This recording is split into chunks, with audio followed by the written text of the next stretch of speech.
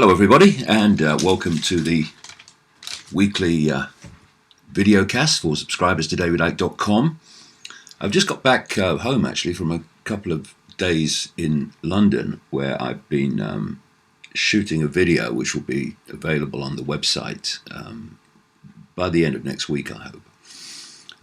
And what I did was walk around the streets of London, pointing out the locations where the real power centres are and putting it into a hierarchy of how this whole control system works. And in a city like London, also Washington DC, you can, through just walking the streets and going to these different locations, in London's case, in a very small area, same in Washington's case, really, that's not very big where the power centres are.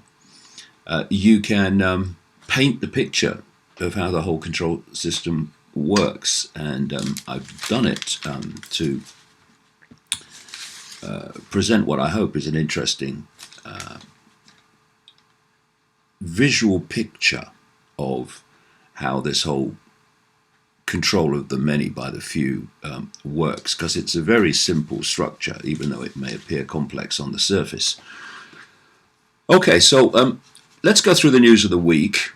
Many stories and many different areas to cover, and of course covering them from a different perspective to the one you'd get in the mainstream media. And I want to start with this story, which is about a little boy who had his cannabis oil confiscated when he and his mother entered Britain.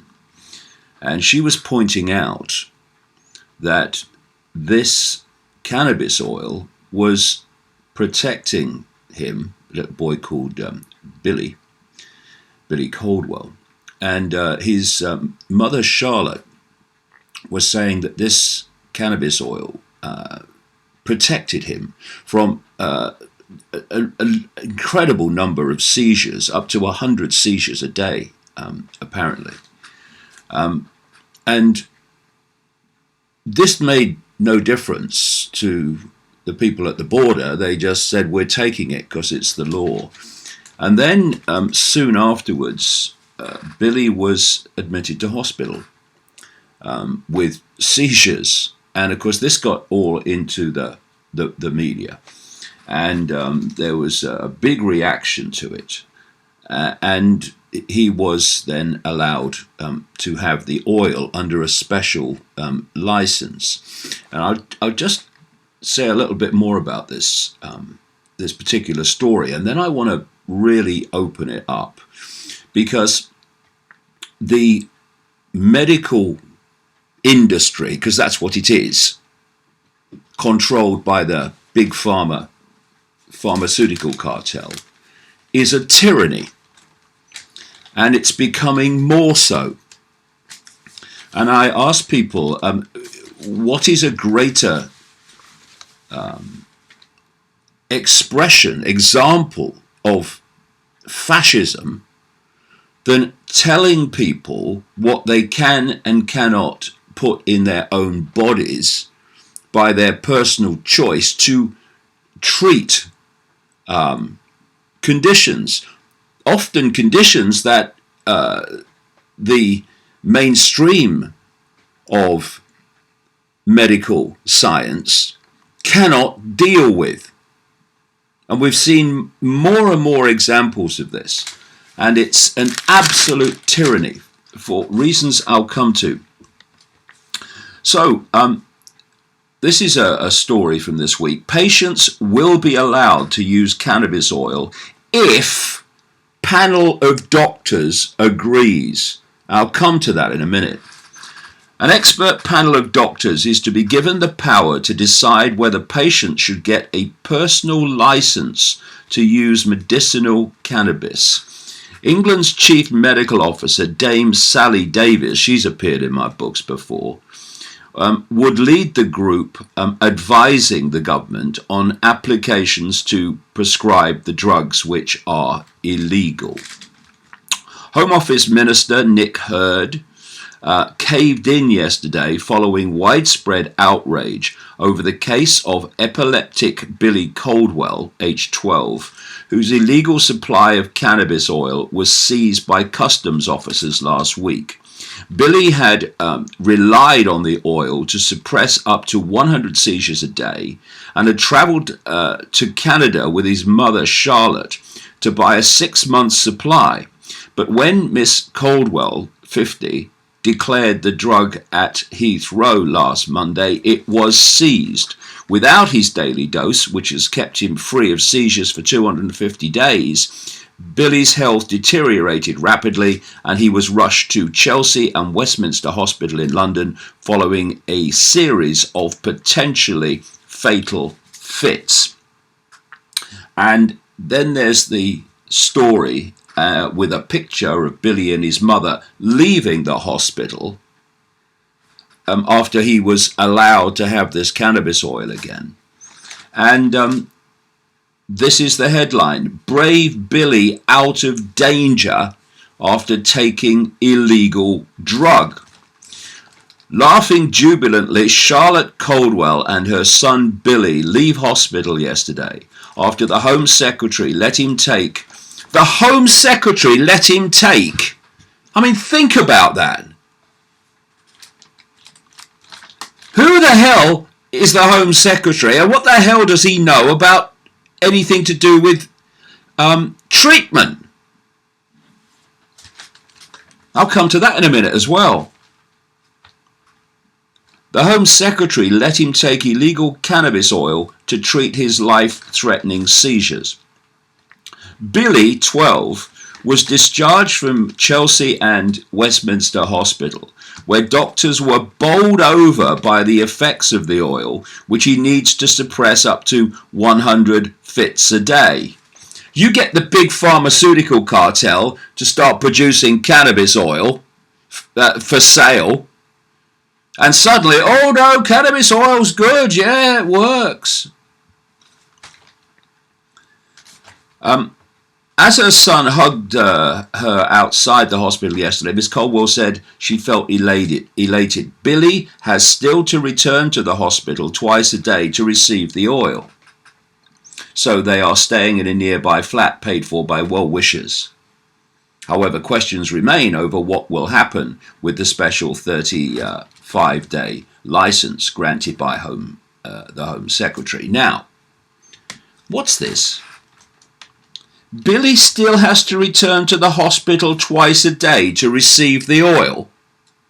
Now, just go through this a second.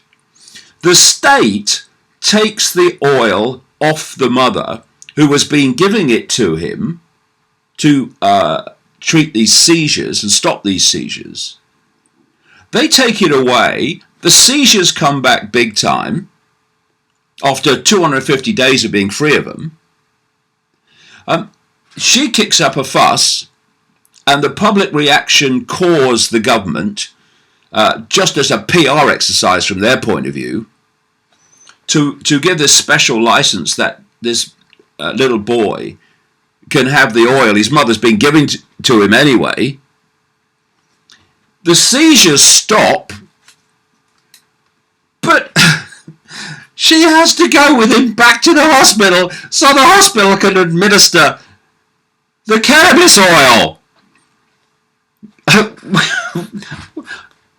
Wake me up. Do you know, the medical tyranny is just extraordinary. What happens is you've got a pyramid, top of the pyramid, Big Pharma, which makes staggering amounts of money every year by selling drugs overwhelmingly and other forms of treatment, usually to do with the scalpel, because that's everything, isn't it? The scalpel and the drug. If your only tool is a hammer, or at least only two of them, then every problem looks like a nail, and if the problem won't respond to the hammer, then you're sent home to die. No, nothing we can do. No, there is nothing you can do, but maybe there's something others can do and other forms of treatment can do. And here we have a situation where Big Pharma and the products it produces, administered by the medical profession, is one of the biggest causes of death in the Western world, probably further afield as well. And it's because of the effects of the drugs and other forms of treatment that pay no understanding to how the body works. So we see these, we hear this phrase, side effects. Well, there's nothing side about them. They're effects. They're as much effects as the effect they're basing their claims on and reaping their money from. You know, when you go to America and you see these drug adverts, because basically drug adverts pay for American television. And at the end, because they have to give the side effects there, there's this breathless, bloody voice reeling off all these side effects, possible side effects of this drug they're selling, after they've given you the sales pitch of the one effect of the drug that they claim is why you should buy it and take it. And they've even started putting pictures on the screen while this breathless voice reels off the side effects to try to grab your attention so you're not hearing what the voice is saying. Yes, it's that cynical. Why is it that cynical? Because the Big Pharma cartel is pure, undiluted evil. That's why. I mean, we are being told what we should take to make us well by people who make their profits from us being sick. Anybody think there might be a conflict of interest there? I think there might be if you think about it. So we have this Big Pharma cartel at the top of this so-called health pyramid. And then as you go down the pyramid, you meet all the organizations that administer and control the medical profession, who also are in league with Big Pharma. And then you come down through the medical profession, who administer the products of Big Pharma and refuse to look at any other form of treatment, no matter what the background might be on the effects of that treatment on people. And you have a tyranny where basically the medical profession are the agents of the Big Pharma cartel. Because what the doctors do, because you've got the medical profession ruled by these various doctor bodies, like the American Medical Association, British Medical Association, and many others. And they dictate to doctors the forms of treatment they can and cannot use and administer. And those forms of treatment are those that are coming out of Big Pharma. So it's an absolute stitch-up. And then you come down in this pyramid through these organizations and the doctors, and you get into the politicians and you get into the judges. And they take their policy and their actions and their decisions from what the doctors tell them is the treatment that should be used and these treatments that should never be used. And the doctors have taken their lead from these doctor control organizations who take their lead from Big Pharma. This is how it works. And so you have situations like in this case, whereby the politicians and through the laws that are passed dictate to the border agents that this must be this cannabis oil must be seized at the border, and the laws have been passed by politicians to make it illegal, and then they take it away from this boy and his mother, causing this medical crisis. And had there not been a massive outcry from the public, that boy might even be dead by now. Why? The treatment was working, and that was never discussed at the border. There was no advice taken on the fact that this treatment is working for this boy. No. The law says it must be seized, so it must be seized. And that law has come from the politicians, which is effectively come out of this big pharma cartel pyramidal hierarchy that I'm talking about. And so through this, doctors have become tyrants who impose upon people what they can and cannot do in terms of treating their own bodies. So we had this other situation recently with a little boy called Alfie Evans, who was terminally ill. The doctors in Britain said there's nothing they can do for him, and the parents wanted to take the boy to Italy for a form of treatment that might have helped him. Not only were they not allowed to do that, it had to go to court, where a judge decided whether Alfie Evans could go to Italy for this treatment or not. And he decided that he couldn't. Now let's think about that. This judge, who knows nothing about medical treatment, makes a decision on the basis of Alfie Evans not being allowed to go to Italy for this treatment. And Alfie then died. And on what judgment, on what basis was that judge making that judgment? On what he was told by doctors who were parroting what they are told is the treatment and not the treatment by the doctor medical hierarchy, who take their lead from Big Pharma. This is how it works. Big Pharma dominate the medical schools.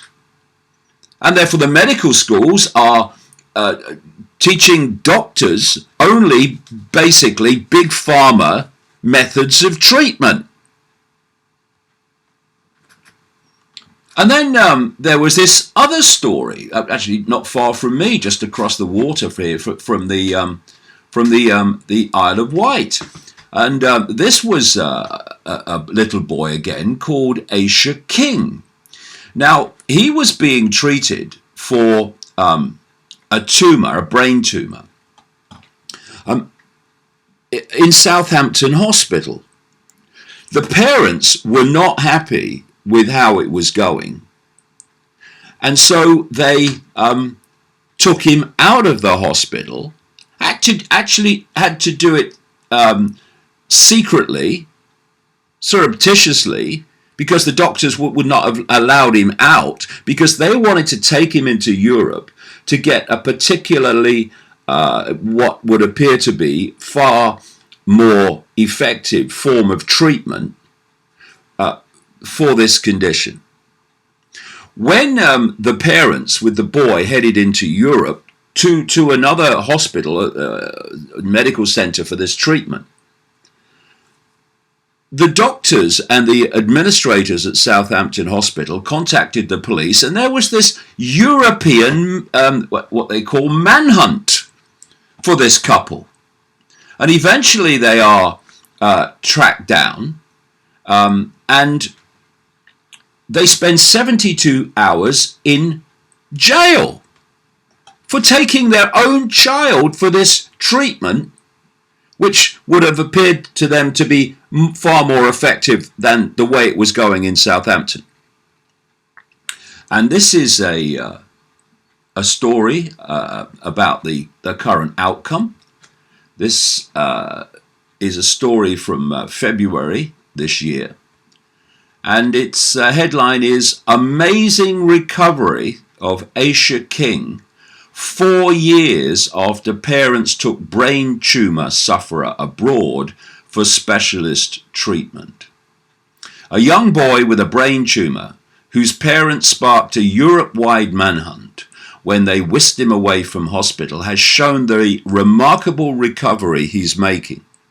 Icke King revealed that he enjoys riding his bike, playing Lego, watching films, etc.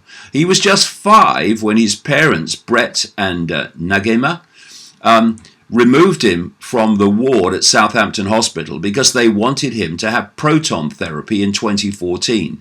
The Kings were found in Spain a week later and the mum and dad arrested. Later that year, the High Court ruled that Icke, the High Court again, another frickin' judge, should go to Prague for the proton treatment. And last year, Mr. King from Hampshire told how he was at school and cancer free. And again, what is a judge, even though he made what people might call the right decision there, in this case, eventually, what is a judge doing ruling over whether parents can take their child with a brain tumour for a form of treatment that has clearly, up to this point, been very effective?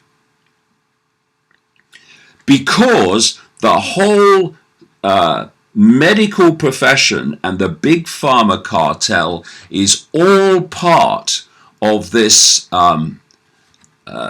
this hierarchy of control, right down here to control of what you can and cannot put into your own body. And we've had many examples, especially in America, of parents who've actually questioned a doctor's opinion about their child in terms of either what they have, the diagnosis, or the treatment. And they've asked for a second opinion. Now, if your child was very ill, you'd want to look in great detail at every area of the situation so you ensure that the very best is being done for the child. Of course you do. But here are parents who are asking for a second opinion because they're not happy about the first doctor. And then the doctor is contacting social services, and these parents are having their child taken away from them. This is happening. I don't say that this medical hierarchy is a tyranny just to throw the line away or throw the word away. It's because it is. And at the same time, again, to benefit Big Pharma and its bottom line, you're having government agencies targeting, not least the European Union, targeting alternative methods of treatment outside of the Big Pharma cartel. And you have a situation where I've just mentioned about the advertisements on American television where you've got all these long list of side effects. But basically, Big Pharma can say, in effect, what it bloody likes. Take this drug, it will do this. But in the alternative arena, where they're using treatments that have none of those side effects, the law has now reached the point of targeting complementary medicine, as it's called, where they cannot tell you what something will do, even though there may be mainstream scientific studies to show that it does what they say it does, or would say it does, if they could. And these government agencies are on the case of alternative practitioners all the time, because the plan is to shut it down and only have big pharma medicine and nothing else. Because what was happening, of course, is the figures showed ever vaster numbers of people were turning to alternative methods of treatment because they were sick, well, literally, of the mainstream medical profession and of the big pharma cartel. And I mentioned there in relation to this cannabis oil case, and by the way, I know people who've taken cannabis oil who were sent home to die of cancer and then became cancer free. Now, I'm not saying, take cannabis oil and your cancer will go. I'm saying that I know people who've taken cannabis oil when they were given very little time to live, who are still alive years later. And how many people are dying who do not need to die? How many people are suffering from ongoing medical conditions that don't need to suffer? But these things are happening because their choice is taken away, and basically you've got the scalpel or the drug. Which benefits who? Big Pharma. Big Pharma that gives massive payment incentives, if not direct with money, though that happens, my goodness, but holidays abroad at conferences that people never have to attend, and research grants when no research is ever done. Documented all this in the books. And they've bought the medical profession. And so you have a situation, and it goes deeper than this, because there is this attack on the human immune system I've talked about in the books, and this attack on human health, because, a sharp, healthy population, mentally and physically, is not as easy to control as one that isn't. And so, of course, one of the things that we've had increasingly is this epidemic of addiction and consequences for psychiatric drugs that pour out of big pharma and frazzle the minds of people. We have a situation where what is good for you and what is bad for you is turned on its head. I mentioned in a public videocast recently, we've had this whole nonsense that cholesterol is bad for you, so you must lower your cholesterol. I quoted a book in that video about 101 mainstream scientific studies that actually showed the opposite was the case. And if you have low cholesterol, you're more likely to die than if you have high cholesterol, for reasons I explained in that video. Cholesterol, for instance, is absolutely vital, central to the body synthesizing sunlight into vitamin D. And if you have a vitamin D deficiency, which you will have if you have low cholesterol, then there's a whole raft of different diseases and conditions that you will suffer from. In fact, there was a story this week in the news about vitamin D, where I'll give you the headline. Studies based on 3 continents show higher than recommended doses of vitamin D prevent cancer. Research utilizing combined data from 17 studies, including more than 12,000 people from the US, Europe, and Asia, found that optimal levels of vitamin D for colon cancer prevention are higher than the current US recommendation of 600 international units per day. In the absence of vitamin D from sunlight, disease increases more than 1,000%. Experts suggest that the chances of getting vitamin D from your diet are very low. And even lower if you have low cholesterol and you're not synthesizing sunlight into vitamin D. Humans make 90% of our vitamin D naturally from sunlight. 90% from sunlight exposure to the skin. Specifically from ultraviolet B exposure to the skin, which naturally initiates the conversion, wait for it, of cholesterol in the skin to vitamin D3. Theories linking vitamin D deficiency to certain cancers have been tested and confirmed in more than 200 studies.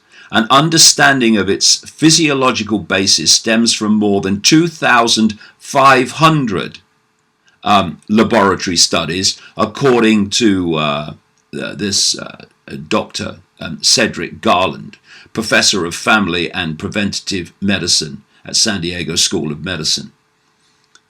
This is the number, he said, this is the number one chemopreventive substance on the planet, and it's natural and without side effects.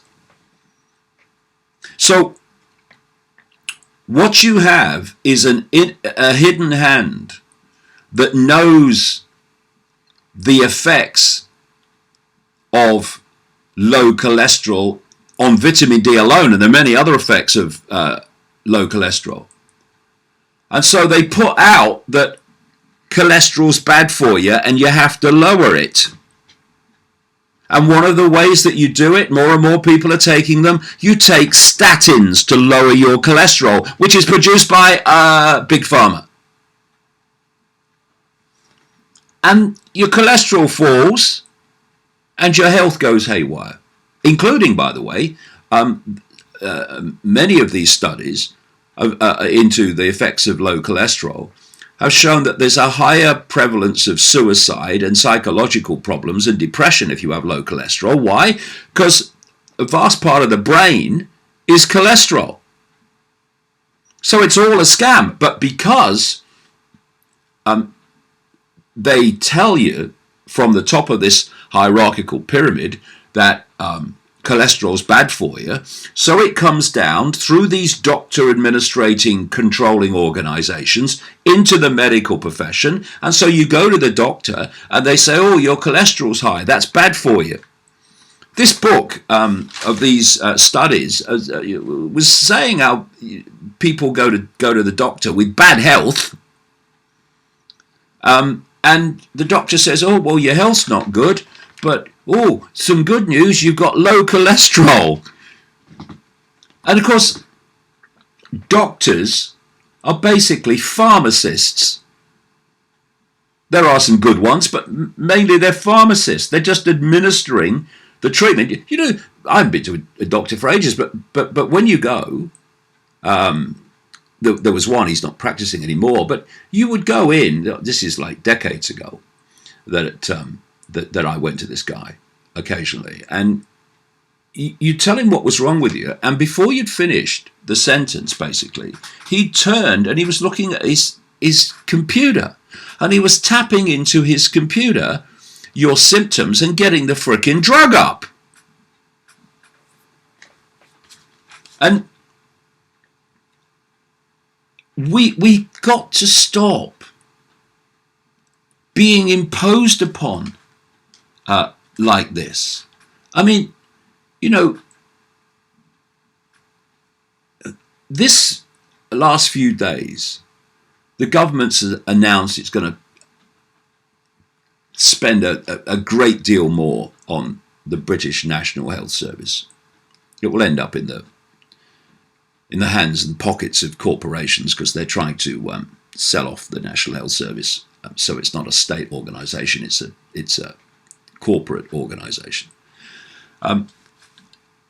But the point is that when you look at the figures of the effect of drugs, negative effect of drugs, and you look at the effect on people's health of the crap in food and drink, and this increasingly vehement, lethal, cumulatively, sea of technologically generated radiation that we live in, not least Wi-Fi, but so much else. You put all that lot together, and it doesn't matter how much money you put into health, illness will always outstrip the funding, because you've basically got a tap that is running faster and faster and faster in terms of the causes of ill health. And like I say, one of them is the frickin' treatment. And so, and I see this on the left in politics. We must spend more on the health service. Well, I have another question. Why are so many people ill? And how can we stop that happening? Because the idea surely should not be focused entirely on the treatment when the horse is bolted, but actually stopping the treatment being necessary because the person doesn't get ill. And people don't get ill on anything like the same scale they do now, mentally or physically. But to do that, you've got to take on Big Pharma and the effects of its products in devastating health and killing vast numbers of people every year. And they're only the ones reported on the death certificate or the diagnosis to have been generated by Big Pharma products. Most of the effects never get there. It's written off as something else. If we knew the full scale of the number of people that are killed and maimed every year because of Big Pharma products administered by doctors, it would be absolutely shocking and by far and away the biggest cause of death on planet Earth. But to do the sensible thing, which is say, how do we stop people getting ill on the same scale? You have to take on Big Pharma. You have to take on the food corporations, the drink corporations. You have to take on the Wi-Fi, the phone and telecommunications industry. Anybody think the politicians are going to do that? No. Because where do the politicians get their information from about health and the effects of Wi-Fi and the effects of smartphones, the effects of what's in food and drink? They get it from the same medical hierarchy, atop of which sits Big Pharma and these other industry lobby groups. We've had studies recently pointing out a massive increase in brain tumours, not least among children. But they say, we don't know why. Well, take that phone from your ear, mate, and I'll explain. It's obvious what's causing it, but to stop the cause, you have to deal with the whole telecommunications industry, the frequencies on which these phones operate, and they ain't going to do that.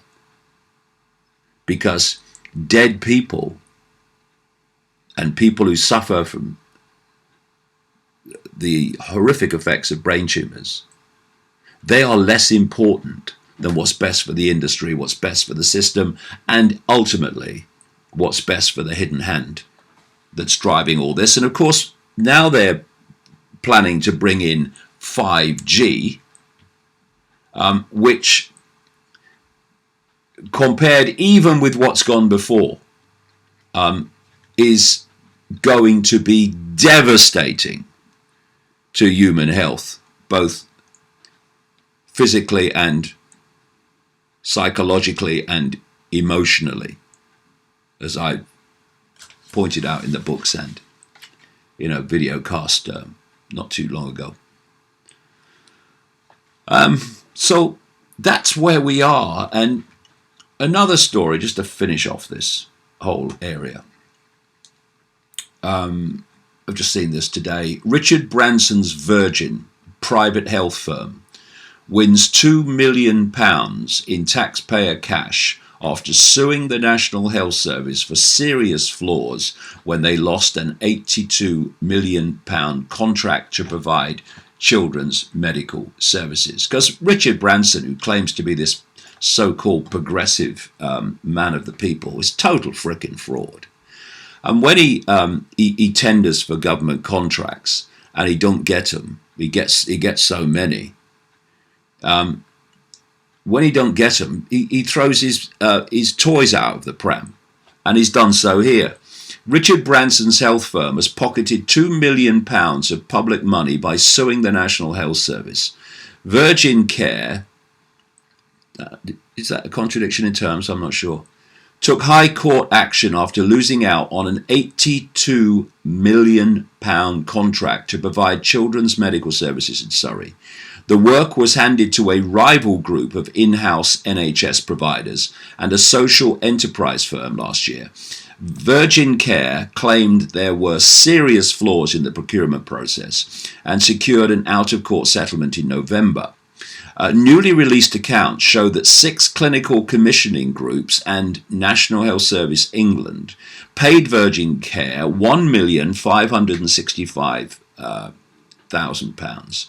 Surrey County Council handed over another £440,000, and at least £243,000 more was diverted from frontline NHS services to cover legal fees. So Richard, this is another line just above that one, which is very telling, goes back to what I said earlier. Virgin Care won £1 billion pounds of NHS contracts in 2016-2017 as 3.1 billion of health services were privatised. Just have a cup of tea. There we go. Like I say, the National Health Service is being privatised, and this money that's been announced by the government, we're going to spend all this money, which we'll get by coming out of the EU, that a lot of it will go into the pockets of these corporations. Story goes on. Sir Richard's company has more than 400 NHS contracts, including GP practices, sexual health clinics, and John Ashworth, Labour Party health spokesman, said constant tendering, procuring and contracting out of services waste taxpayers' money. By taking this legal action, the NHS is forced to pay out again instead of putting that money into patient care.